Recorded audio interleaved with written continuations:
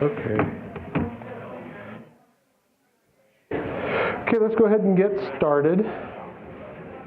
Are we good with the sound and everything? You guys can hear me? All right. This is the Synk session that covers scholarships, awards, and fellowships for the 2018-19 school year, next year.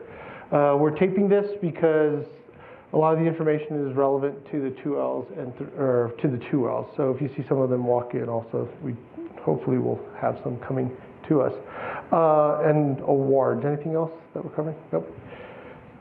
I spent a lot of time on that picture. It wasn't as great as the thing. Last year didn't like it either. All right, so I'm not going to do this again. All right, so we're going to talk about definitions when we are talking about things like fellowships and scholarships. We try our best to stick within our definitions, but you'll hear, for example, other departments refer to these things in different ways. So these definitions apply just to here at the law school. The rules and requirements associated with these fellowships and scholarships, the application process over the next month to 2 months, maybe 3 months as we go into it, timelines and deadlines. So these are the definitions that we're working with, especially as we're going to talk with you today. And I'm sorry, I'm going to go and give you the outline, and then I'll introduce Jackie Morrison, who will actually administer the process for applying for the fellowships. But back to definitions, scholarships. Scholarships are free money that you don't have to do. So you don't have to do anything associated with the scholarship once it's been awarded to you. In terms of scholarships, we have 4 basic types. The renewable scholarships, that if you are awarded a renewable scholarship as a merit on entrance scholarship, it will be renewed for your 2nd and 3rd years as long as you meet the requirements for it. A term scholarship, this is also considered a merit scholarship, but it's for a shorter term, either a semester or for the academic year. We don't have any scholarships for summer. Then there are tuition benefits. That's the name of the tuition waivers that the graduate school administers, the university's graduate school, tuition benefits. And then finally, need-based scholarships. Those are the scholarships that you can receive. And it's strictly based on a calculation of the information you've submitted through the free application for federal student aid. Hopefully you've been completing that and gets processed through the university. And we use that information for the need-based scholarships. There is a separate application you'll have to fill out again to qualify, to see if you qualify for need-based scholarship. We'll get those out to you in early March. Then fellowships. Fellowships are monies that you receive for, and you have to do something to receive it, whether it's in a job where you're working as a graduate assistant or a research assistant for a professor and as part of your compensation package, or the other kind of fellowship we have is one associated with summer. If you are in a low-paying or a non-paying job, we have some fellowships that you could apply for, the Spurgeon, the Frankel, things of that nature, that in recognition of that kind of work, you will get a fellowship to help support you through the summer. So those are the 2 big areas for our fellowships. Awards. Awards are like scholarships, free money. Once you've been awarded, you get it, but you don't get a tuition benefit with the award. They're usually smaller in value, as far as $500 to $1,000 is our typical award. I think we have one that's $250, but those are the awards.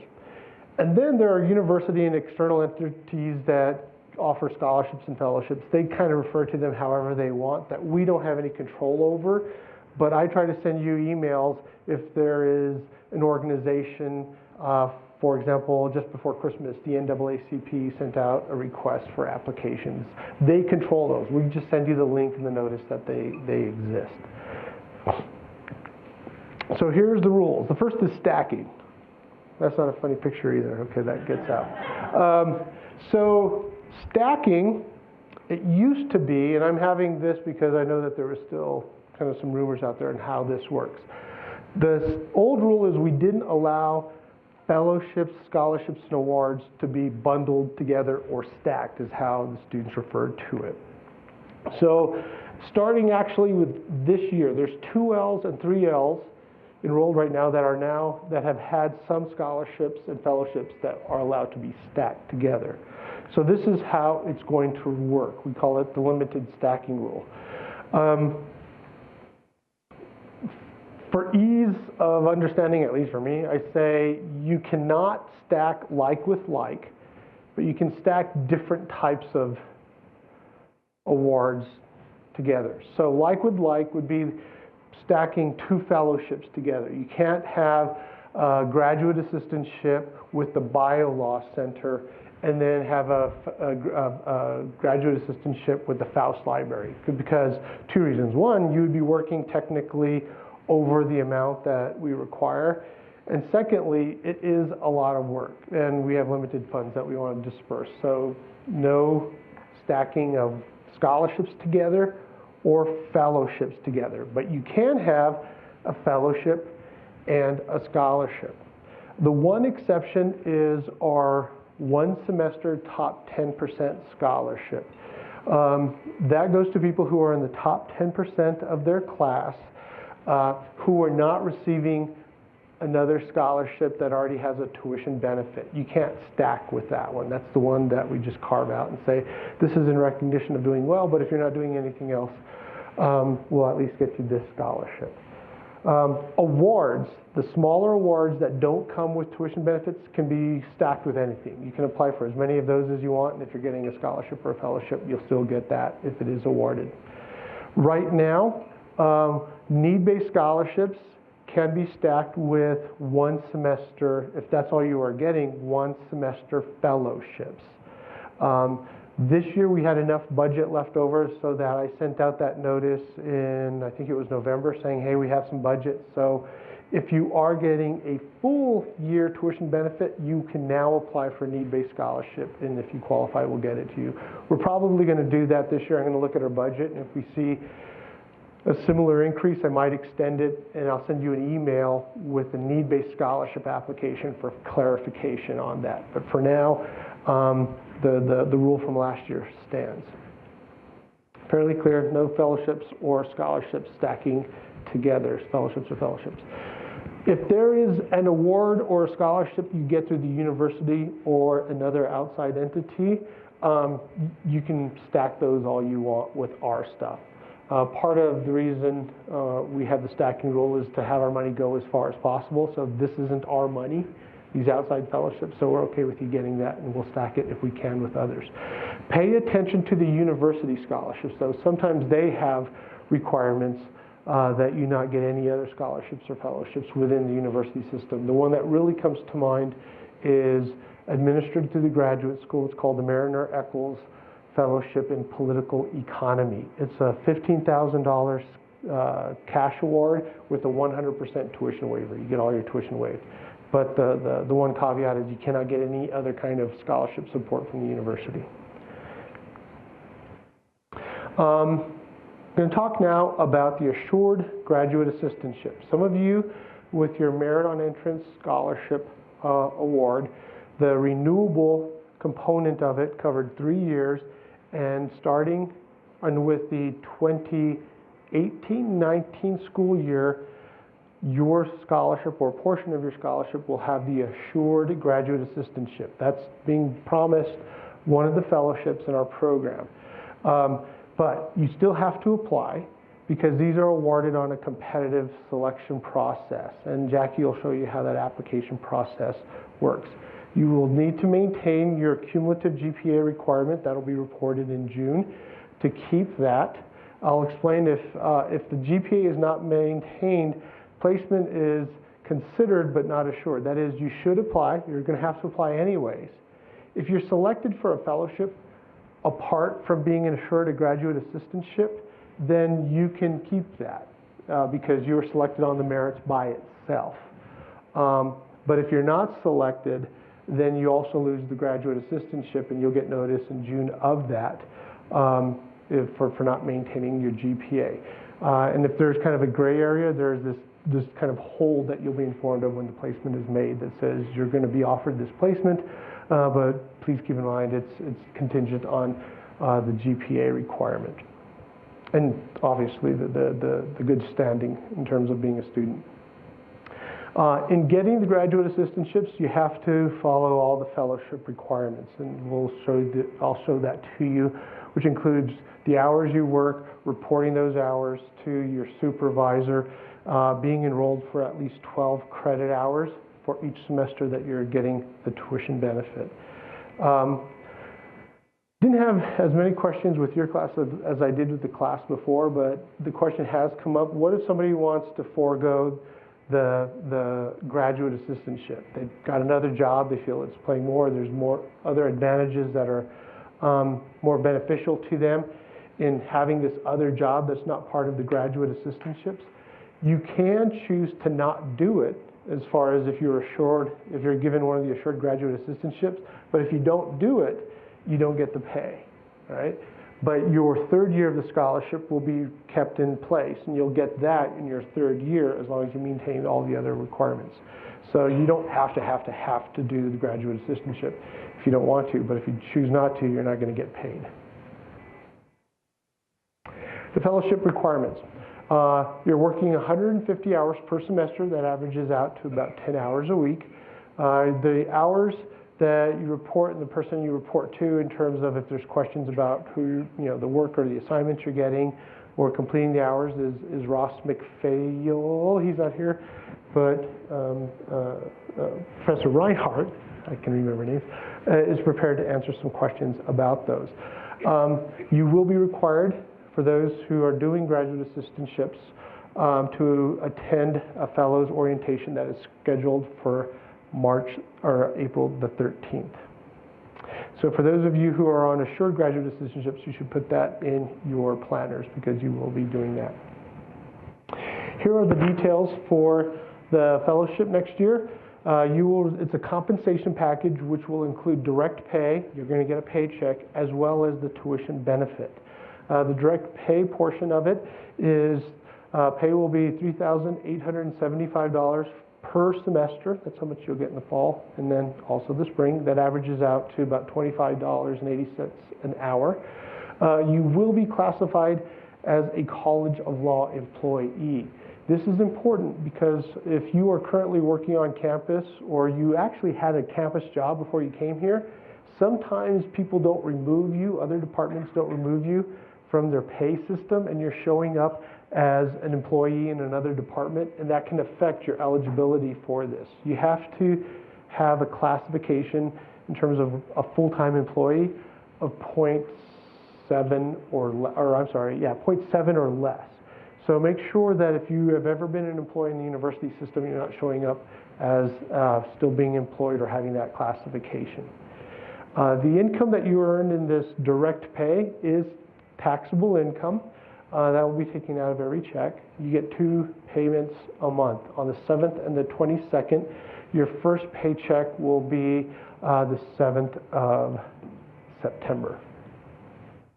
For the graduate school's tuition benefit, it is the university that administers that program. We are the reporting agency or the reporting department. We just put your data in and they administer the process.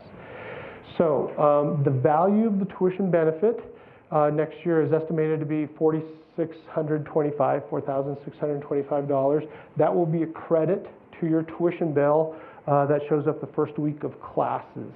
That is based on being enrolled for 15 credit hours.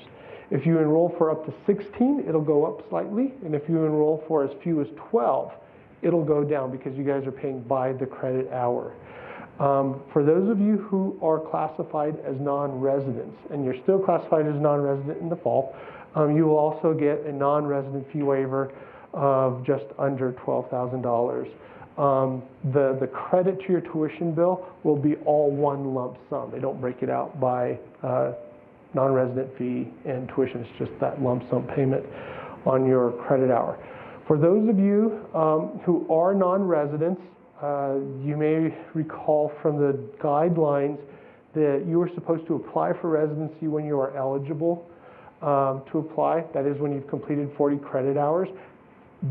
the ability to be reclassified will not affect your eligibility for the non-resident waiver. So for example, if you got a great job out of town and you go out of town for the summer and you're not here to earn the 10 hours during summer school or maintain residence in Utah, that's not going to make you ineligible for the non-resident waiver. You're still going to be eligible for it. You just need to submit an application and try. I don't know why the university is still doing that.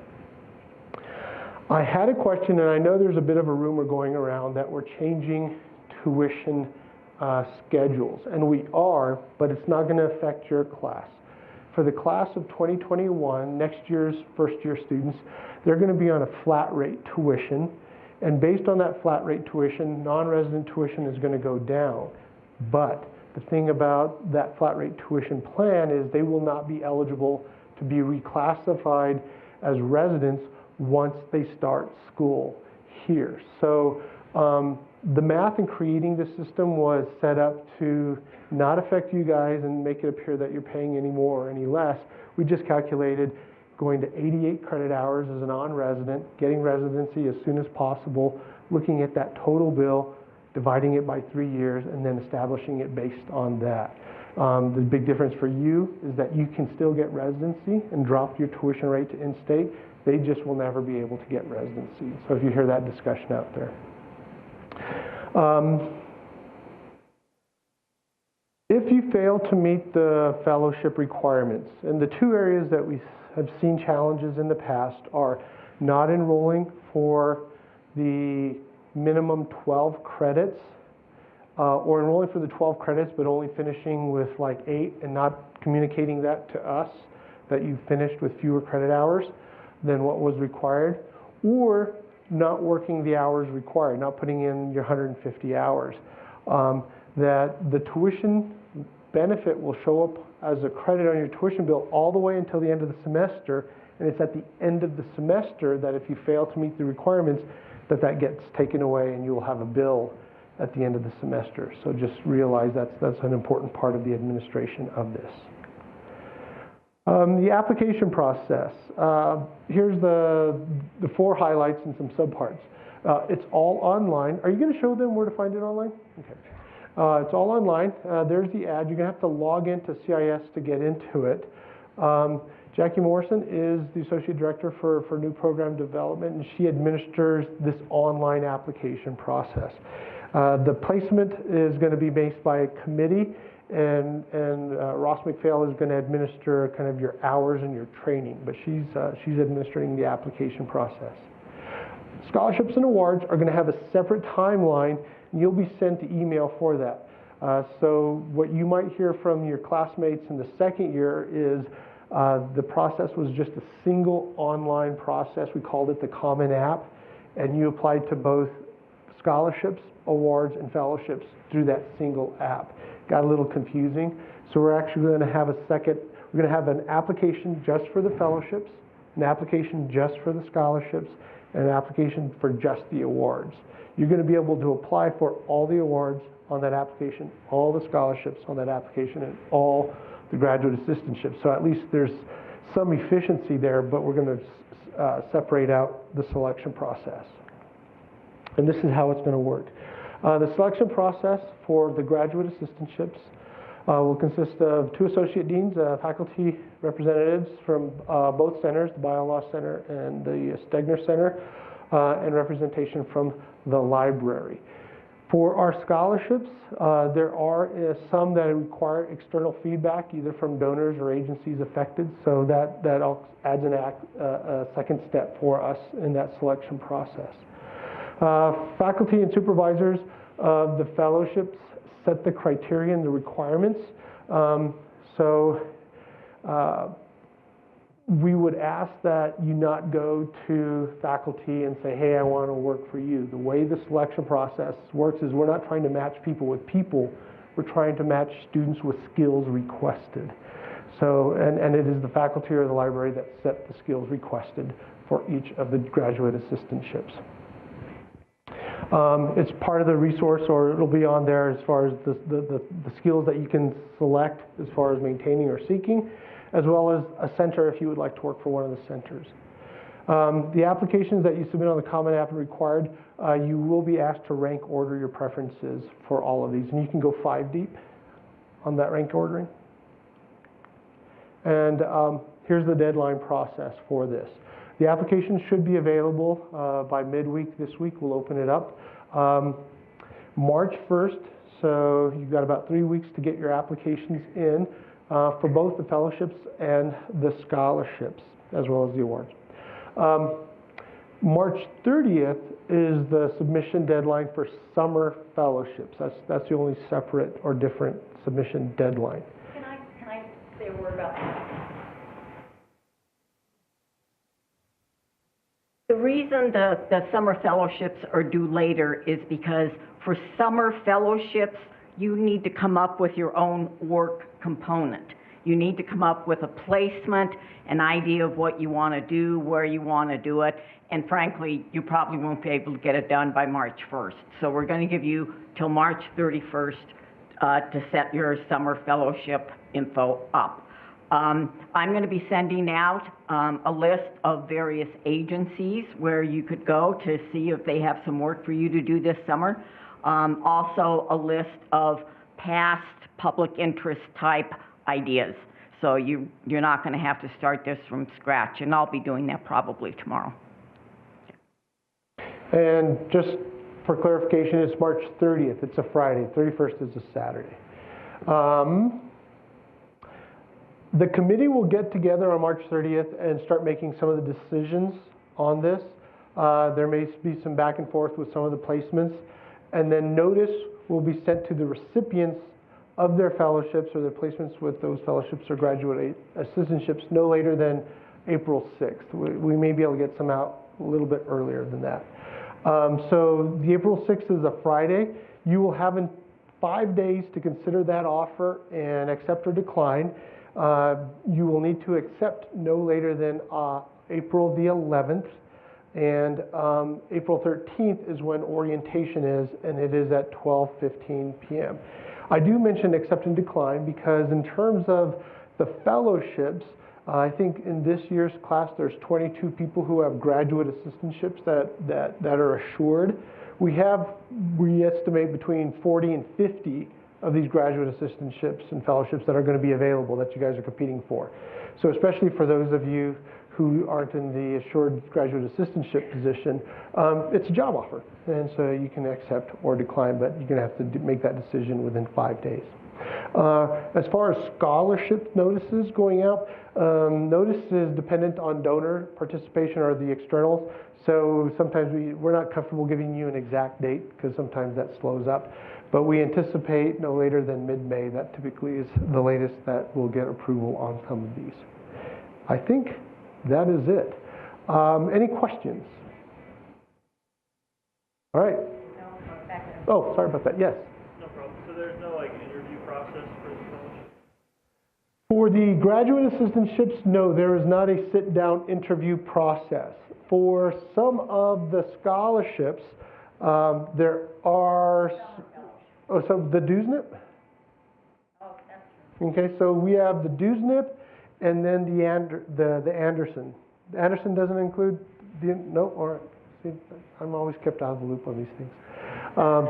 But the DUSNIP is a natural resources one where there is interviews of the 3 finalists for that. But that's a scholarship, not a graduate assistantship. Any other questions? Oh, yes. Is the orientation like an all-day thing? No. I think it's about an hour. It's basically walking you through the reporting process for your hours, what's going to be expected of you, who to go to in terms of if you have questions or challenges, things like it's real basic. And then also a little bit about, all right, as an employee, this is the person you go talk to complete your W-2 and turn in your immigration stuff, all that. You'll have time to get ready for marriage. And food is provided, so yes. Sorry, they make me do this without food. Yes. So an hour and you will be fed. That's the most important. Okay. Anything else? Yes. Behind you. Oh, go ahead.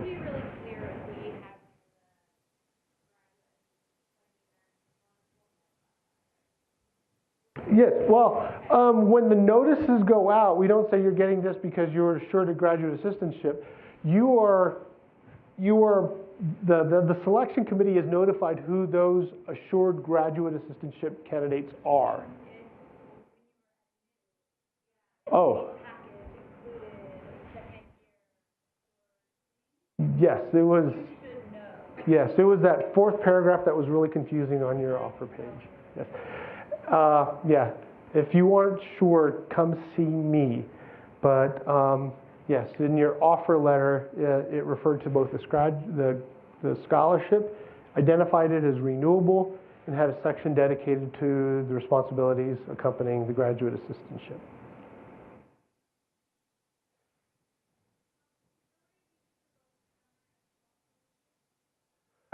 The question is the orientation for summer and fall fellowships? It is only for the fall and spring graduate assistantships or fellowships. There's no orientation associated with summer fellowships, unless you get a placement that requires it on their own side of it. Yeah. Are the fall fellowships for the entire year? So do you have to apply for spring fellowships then? Or? The question is, are the fall fellowships for the entire year? I don't think we have any graduate assistantships or fellowships that are just for one semester. I think all of them are full year. I haven't seen the full list. Okay. I can't see the full list. Yeah. This has happened in the past, though, I want to say. The way we refer to these are one-offs. So we're going to have this process where 99% of the placements will be made and decisions are made and all that. Then the Bio Law Center will do a great job and say, hey, we have this new fellowship from a fund that we got the grant on, but it doesn't start until spring. So here's the application process, and it'll just be for spring semester. Those usually happen once school starts in the fall, when we get kind of those one-offs. They're fairly rare, and at least for the ones you're applying for now, and what we know of this year, all of them were full year fellowships. And those of you with graduate assistantships are assured of this for the full year. Any other questions? Jackie, you want to show them how to apply?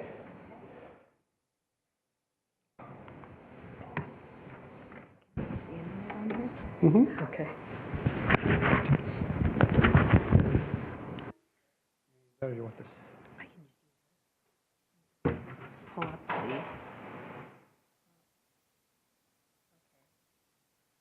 Sorry, just 1 minute. Chris?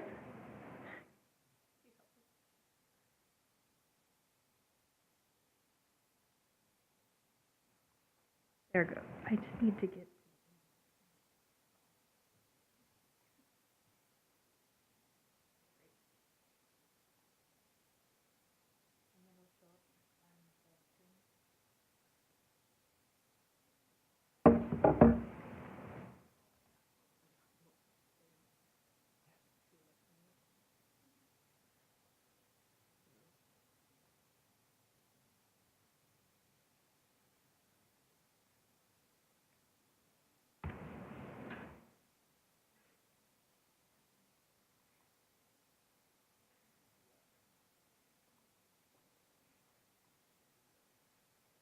While we're waiting, there's no Synk next week or the week after. The next Synk is not until February 26th. It is required, but we're going to be. I actually thought of a new name for him. Instead of stuff you need to know, stuff and things you need to know.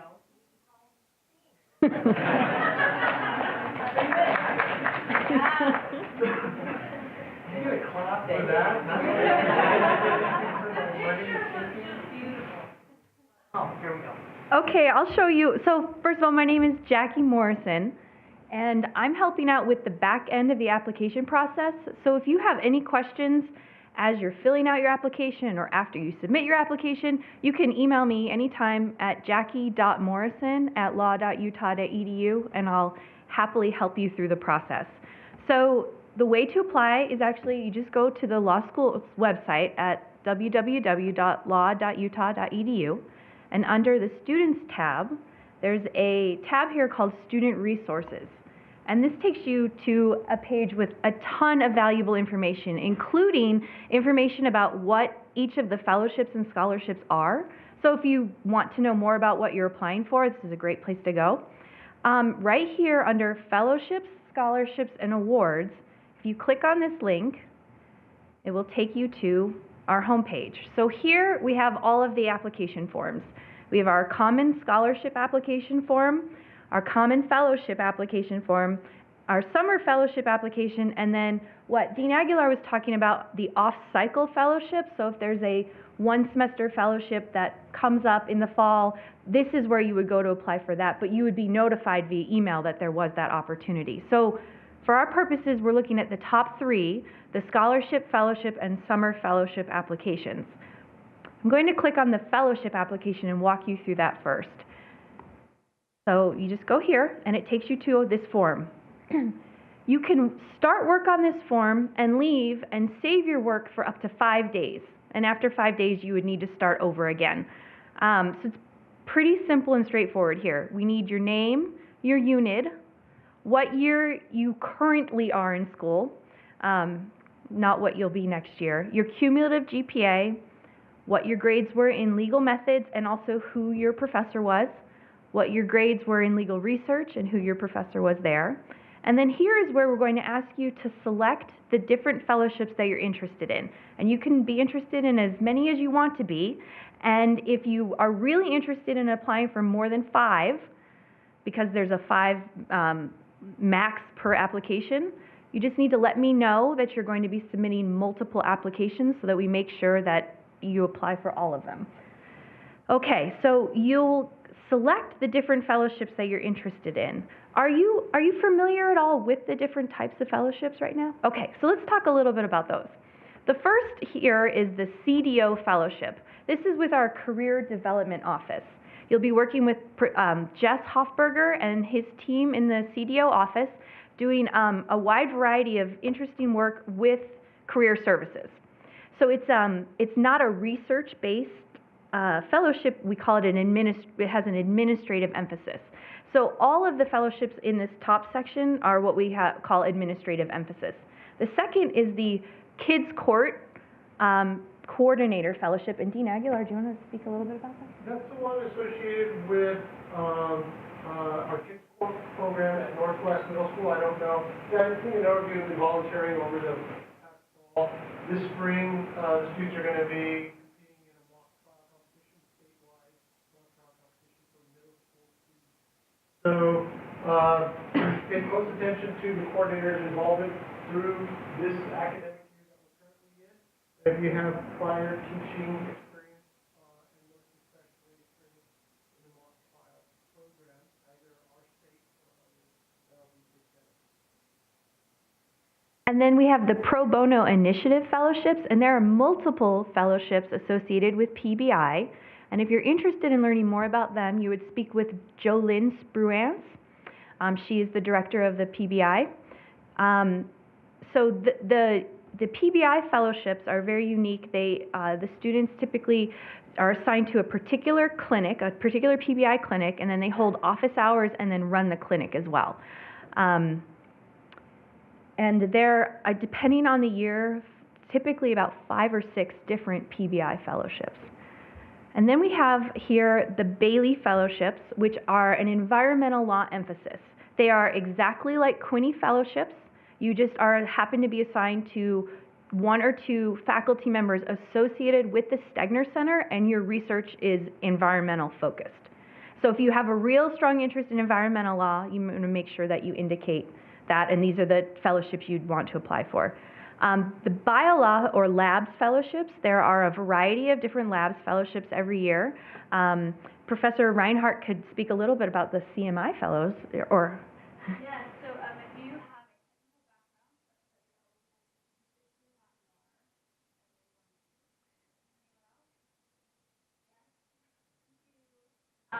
So 3 of our bio-law fellowships are focused on patent drafting.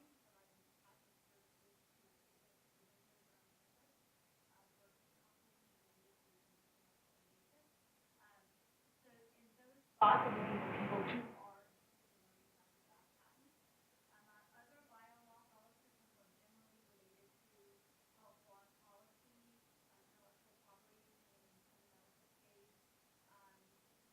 precision medicine, anything in the genetic space related to precision medicine and licensing. Professor Brown is a fair amount of neuroscience and law, and theory stuff, and psychology stuff. So it's a pretty broad-based look at law and medicine sort of wrapped together. Privacy, ethics, those are specifically funded through the Center for Law and Biomedical Sciences. And so those are a separate selection here. They are research-based, but they're depending on the funding source.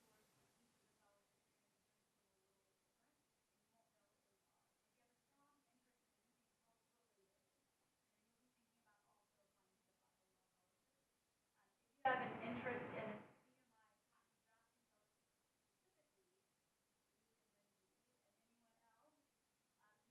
have a science background, or engineering background, or even just 15 or so hours in physics and calculus in your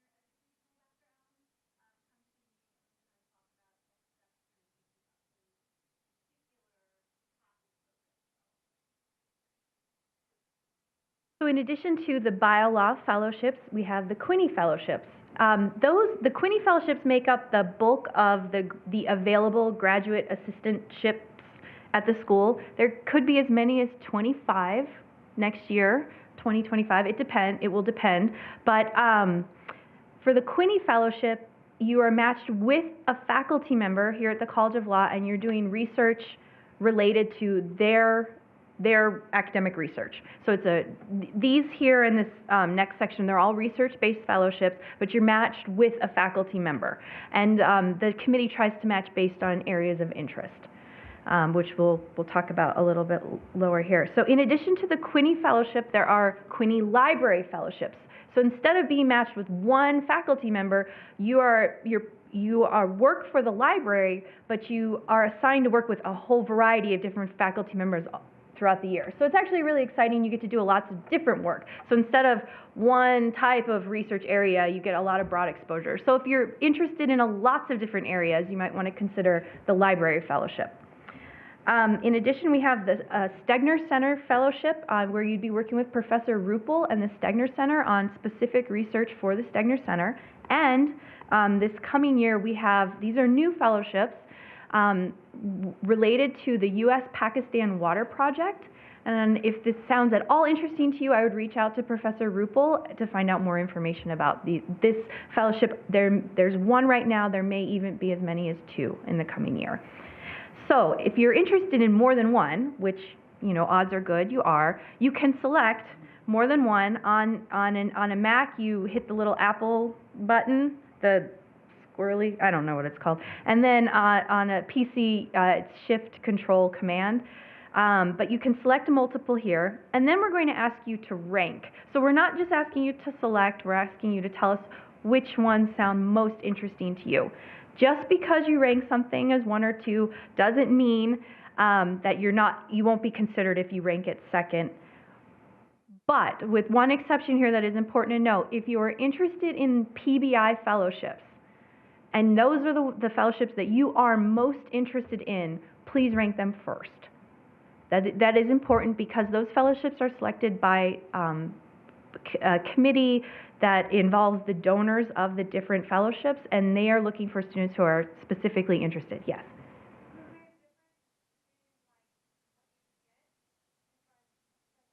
No, actually all the fellowships are exactly the same. So it's the same financial package, it's just different work. It's different work, it's the same number of hours for every fellowship. You're expected to do 150 hours each semester and you'll get the same amount of money, but the work is vastly different depending on what type of fellowship you have. And so you can speak to faculty, to Professor McPhail, Professor Reinhardt, the deans here, but also talk to your fellow students and find out from their experiences this year. You know, talk to students who had a PBI fellowship or students who had the Seidio Fellowship, and you can get a little bit more information about what that work actually entails.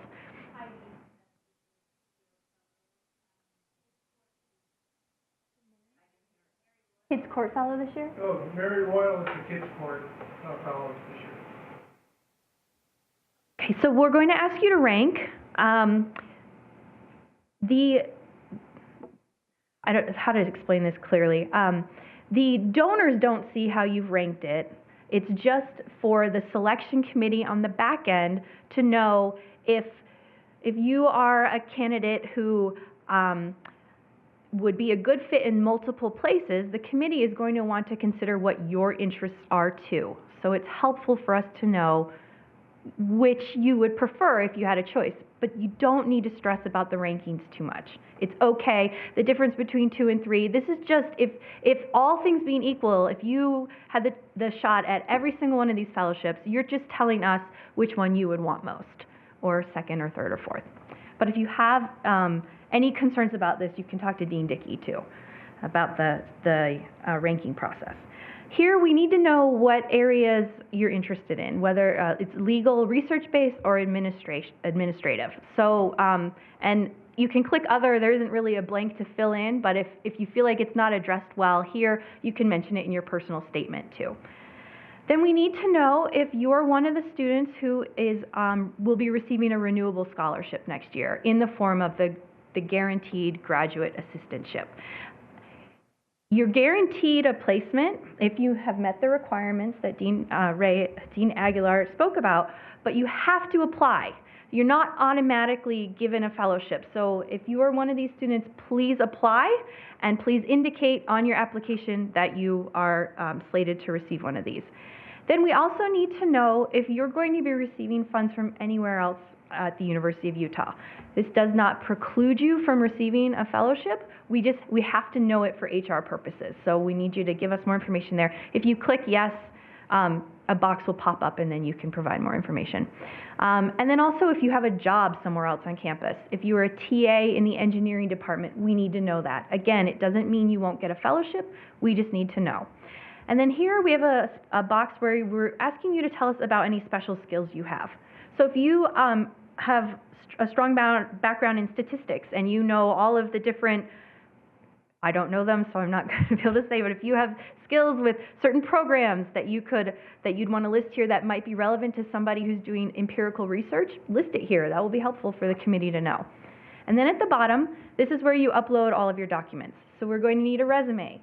We're going to need a writing sample, preferably one of like your 1L legal methods memo, but it could be if you did specific research as an undergrad in an area and you want to showcase those research skills, you can upload that too.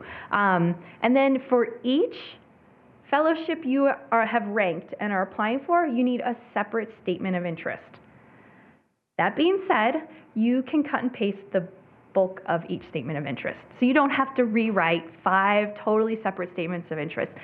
For each fellowship that you're applying for, if there's a special committee deciding that fellowship, they're only going to see the statement of interest for that fellowship. So it's not like they're going to, if there's a donor for the Pro Bono initiative reading your first statement of interest, they're not going to also see the other statement of interest that you wrote for the Biolaw Fellowship. Yes? So 500 word max. So a page, not too long.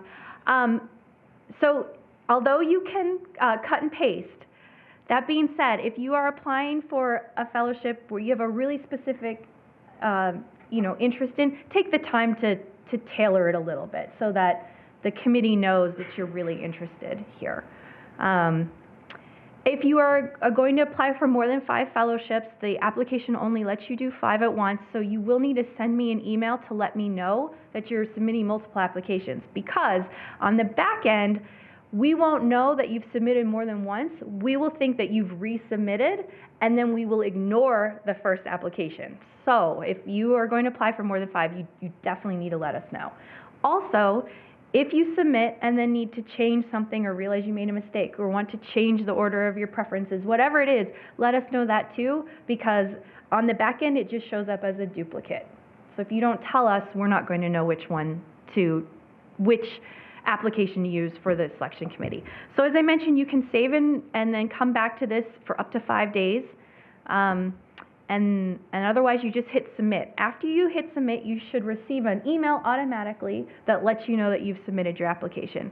If you do not receive an email and you know you hit submit, please email me. I will be able to go check on the back end and I can confirm whether we've received your application or not. And so, any questions about the actual application so far? Yes?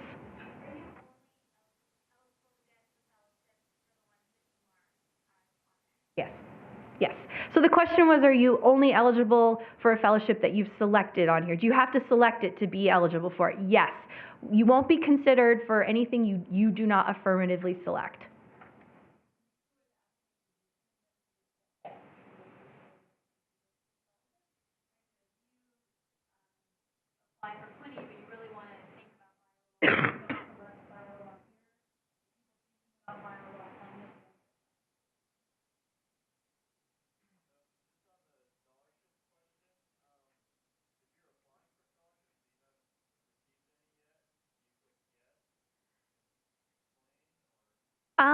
You are welcome to do that, but you don't need to.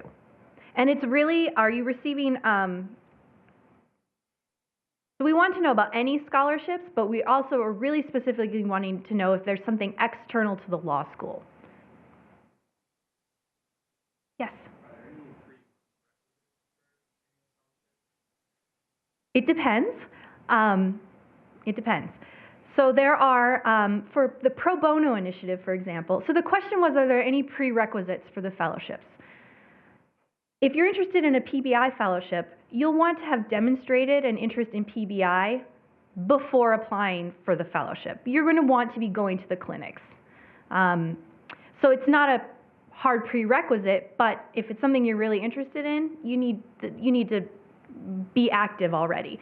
Same with Kids Court. You need to demonstrate an interest in the Kids Court program. For the labs or biolaw fellowships, some have, prerequisite isn't necessarily the right word, but there's particular skill sets. However, for some of the placements, just a general interest is enough. For a Quinney fellowship, strong research skills are valued very highly, but no set prerequisite on classes you need to have taken or specific grades you need to have received or anything like that. Did you have a question about any of them in particular? I feel like I don't remember where I just heard that some of the pro bono So there may be some concurrent requirements. I can't speak for certain there. So it may be that if you receive one of the fellowships, they're going to recommend that you take a certain class during the year, but I'm actually not a... The only thing I can think of is, and this is a bit on us, we refer to the placements in the pro bono initiative in the same way that we do the placements in the clinical program. We call them clinics. And while there aren't prerequisites for the pro bono initiative placements, for the clinical placements, there are going to be prerequisites. For example, in the criminal clinic, you have to have trial evidence.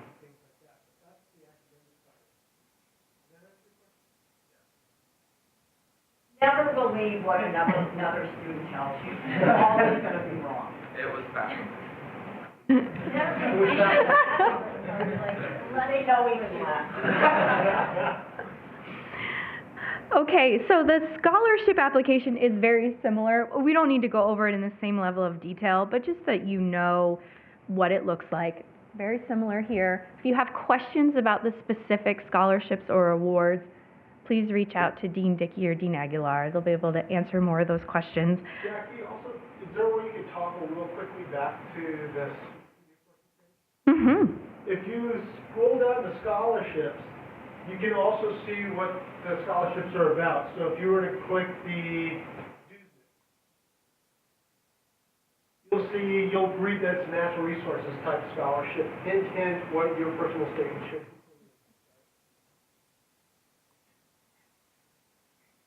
And then the summer fellowship application. So the summer fellowships they're a different kind of fellowship. It's a different kind of compensation package.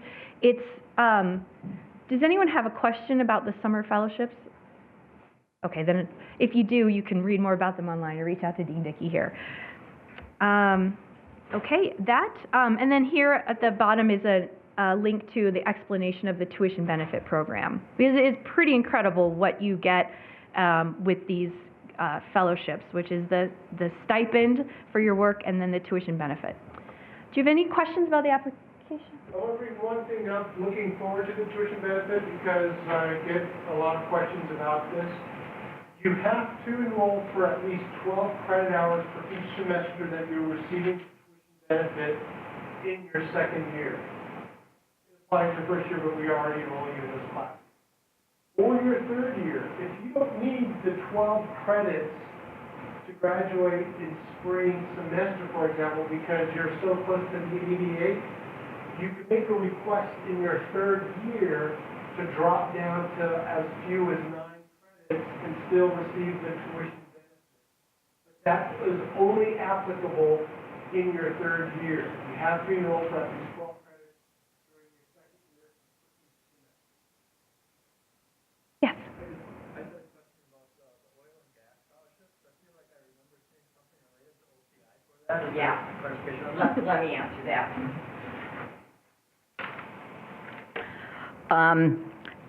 I'll start with the DUSNIP. The DUSNIP scholarship is money for your second year of law school, but along with that comes a job with the AG's office over the summer. Anderson is very similar in that you get money for the second year of law school, but the summer job is with Holland and Hart. There was some confusion. They're treated a little differently. Instead of Anderson being considered a scholarship with a summer job, it's now included with summer jobs with a fellowship or a scholarship attached to it. So what you heard for once is correct, that Anderson is being handled through Seidio. Did that? Is it not eligible for Yeah, we'll take it off. We'll take it off. Make sense? Yes? Okay.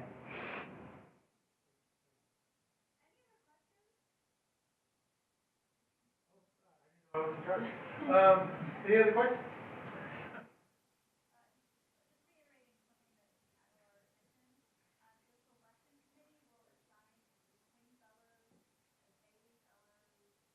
Iowa fellows? Well, it'll hunt all the fellows, but the research-specific ones where you're assigned one-on-one to a faculty member, daily and weekly, be done by the selection committee. So it says you get no value by going one-on-one to the faculty member and saying, please take me as your appointment.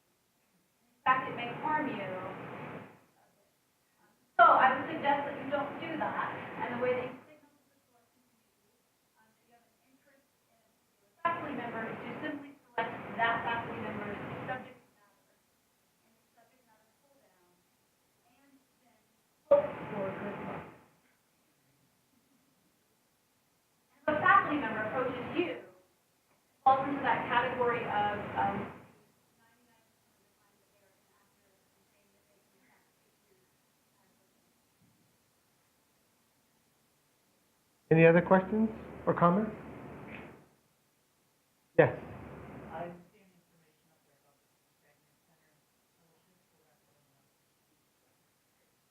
I don't know that there is any, so that particular fellowship, I would speak, do you know who John Ruppel is, Professor Ruppel? I would recommend reaching out to him for more information about it, but it's a fellowship funded specifically by the Stegner Center for research that he's conducting. So he would be the faculty member you would be working with in that fellowship. I will ask him for a blurb, so we'll try to get something up online between now and when applications are due, but in the absence of that, he's the person we want. So we'll work to have the Stegner Center Fellowships described up there. I don't see the U.S. Pakistani one, so that's also Professor Ruppel's. So we'll ask for some descriptions to be linked up there. You'll also notice that the Jackson Lewis scholarship isn't listed. That's a new one that we just got funding for, and I'm working on that description. That one happens to be in the area of an employment law. It's a good one because they said only one else can apply for this, so this is a good one for you guys. That description will be listed under scholarships in the next couple of days.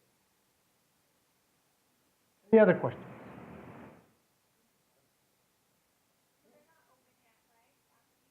Barbara's just doing a really last drafting check, but we expect no later than Wednesday. Any other questions? Also, I didn't bring it in here, but if any of you who are non-residents and have questions about the application process, I'm happy to stick around and talk a little bit about that and what you may be needing to do over the summer, or if you have options that you're considering. Or shoot me an email, and we can set up a time. Thank you for your time.